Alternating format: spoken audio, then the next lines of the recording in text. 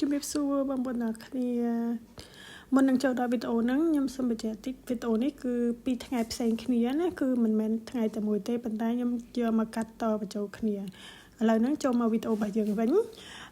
ពេលព្រឹកព្រលឹមឡើងបន្ទាប់ពីខ្ញុំជួនកូនទៅសាលារៀនហើយមកស្រោចទឹកដំណាំតិចតួចដែលមាននៅមុខផ្ទះហ្នឹងណាបងប្អូនបន្ទាប់មកក៏ឆ្លៀតទៅផ្សារ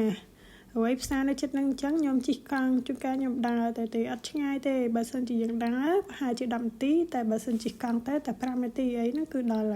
ហើយពេលដែលទៅផ្សារហ្នឹងភាគច្រើនគឺខ្ញុំអត់បានថតអីនៅក្នុងផ្សារហ្នឹងទេគឺខ្ញុំថតពេលដែលមកវិញហើយនេះគឺជាអីវ៉ាន់ដែលខ្ញុំ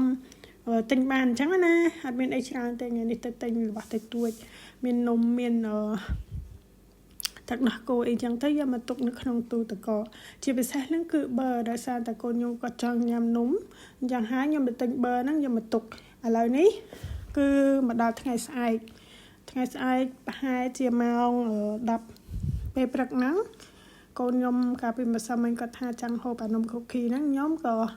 ធ្វើឲ្យគាត់តែម្ដងទៅឥឡូវនេះបន្ទាប់ពីខ្ញុំលាយម្សៅអីអស់ហើយហ្នឹងគឺខ្ញុំចាប់ផ្ដើមកិនហើយនំនេះគឺខ្ញុំប្រើប៊ឺចិត្តប៊ឺប្រហែលជា300ក្រាមណាបងប្អូនព្រោះឯម្ដុំហ្នឹងវាមាន400ក្រាមអញ្ចឹងខ្ញុំអត់ប្រើទាំងអស់ទេខ្ញុំប្រើតែ300ក្រាមហ្នឹងព្រោះខ្ញុំធ្វើហ្នឹងគឺ3ខ្ទះ3កថាសហ្នឹងណាបងប្អូនយកដុតហើយឡើយហ្នឹងគឺហើយរៀបចំដាក់ដុតប៉ុន្តែនៅសល់មួយថាសទៀតគឺអត់ទាន់បានធ្វើហើយអញ្ចឹងទៅឆ្លៀតមកធ្វើម្ហូបដោយសារតែថ្ងៃដែរហើយប្តីខ្ញុំក៏ចុះមកពីលើអញ្ចឹងគាត់ប្រាប់ថាគាត់រៀងហៅបាយណាអញ្ចឹងហើយក៏ឆ្លៀតធ្វើម្ហូបសម្លខ្ទិះឲ្យគាត់តែម្ដងទៅហើយដិតនំបដាធ្វើម្ហូបបដាអញ្ចឹងណាហើយដាំបាយដាំទឹកអីធម្មតាតាមហ្នឹងទៅ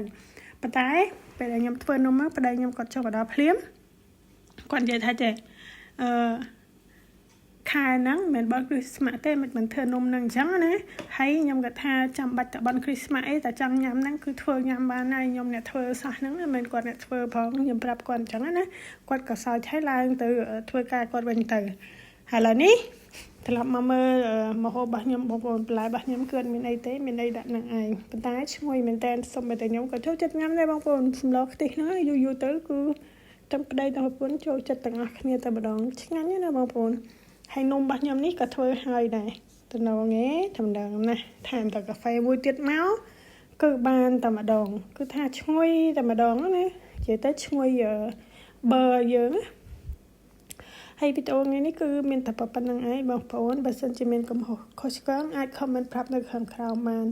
អរគុណជម្រាបលាសង្ឃឹមជួបគ្នាក្នុងវីដេអូក្រោយទៀត